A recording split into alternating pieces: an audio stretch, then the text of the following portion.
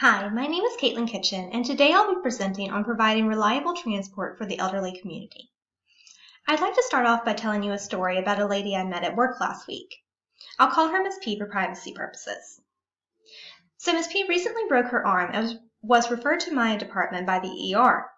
I work at an orthopedic department at a medical group as an office associate, and I've been there for roughly a year. Before that, I worked at a physical therapy office, and so I've been in the medical field for roughly 3 years. So when Miss P arrived, I was checking her in, and I could immediately tell that she was suffering from much more than just a broken arm. Her hearing is impaired as well as her memory to a degree. This was further evidenced to me by the elderly gentleman who accompanied her. He often had to repeat what I was saying or make clear the questions I was asking. In the process, she did mention to me 2 children as I checked her in, and she stated that her daughter lives in Iowa. Later that day, I actually received a call from that daughter, who wanted to express her concern on how to care for Miss P. She mentioned to me that her mother said to the doctor she should not be alone during this healing process, and while she does live with her son, he's a truck driver and rarely home. A day or so later, I received a similar call from the son, who was at that moment in New Jersey. He mentioned the gentleman who brought Miss P to her appointment, but said that he has dementia and is therefore kind of concerned about how to get his mother to her appointment safely. Needless to say, this is a tricky situation. How is Miss P supposed to get to her medical appointment safely? She isn't fit to drive with a broken arm, and her friend with dementia isn't the best choice either, but neither of her children are available. She lives in a rural area where public transport is not an option unless she first has transportation to get there. Unfortunately, Miss P's situation is only one of millions. According to Mark Mather, the number of Americans aged 65 and older, or the baby boomer generation, is expected to more than double from 46 million to over 98 million by 2060. Additionally, while a number of that population is capable of driving, it has been found that those over 80 years old are the second most dangerous group of drivers, second only to those on the opposite side of the spectrum who are just starting to drive around the age of 17. It's also notable to mention that elderly drivers are more likely to self-restrict their own driving by limiting that driving under perceived hazardous conditions, such as poor weather or dark. They tend to travel shorter distances compared to younger adults. However, this is not necessarily going to be helpful to them unless the appointments they need are at a short distance. So, for those incapable of driving themselves, it's usually due to one of these issues.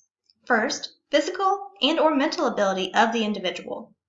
At this point in life, many suffer with physical issues such as severe arthritis, renal disease, and the need for joint surgeries. There's also the prevalence of dementia and Alzheimer's in the older generation. Most would naturally assume that asking a family member to provide support would be the next option. However, many children move away or have inflexible working hours. This leaves public transport, but this too can be an issue. As noted by Adams Price, formal transportation alternatives to driving fall into 2 basic types. First, transportation services designed for use by people of all ages, and second, transportation services specifically designed for older adults or persons with disabilities. Unfortunately, even services designed for older adults face challenges, especially in rural areas. Due to cost and distance, transportation services in general tend to be limited to more urban areas.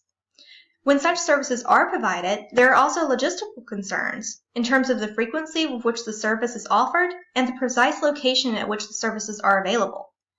For these reasons, it's been found that many older adults may forego seeking medical care completely.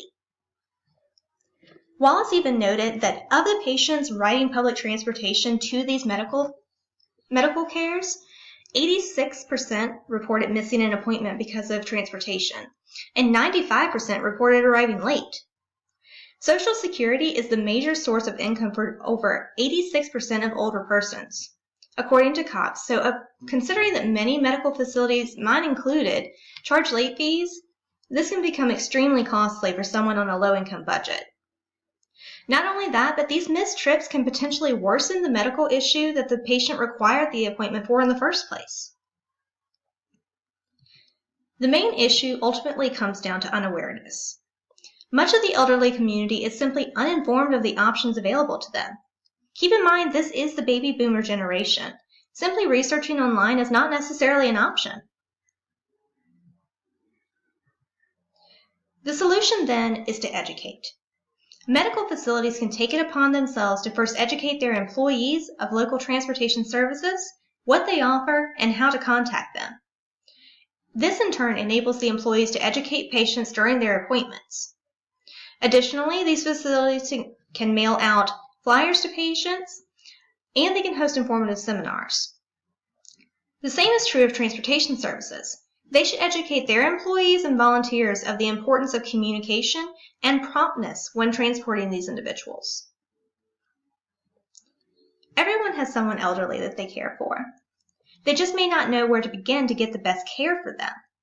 If an elderly person cannot transport themselves due to physical or mental inability, or find reliable transport through family or public means, it could mean aggravating current medical conditions that need care, as well as additional costly fees. Holding medical facilities and transportation services responsible for educating both their employees and the medical community of the available options would greatly decrease the overall issue of unawareness that holds this community back from receiving proper care.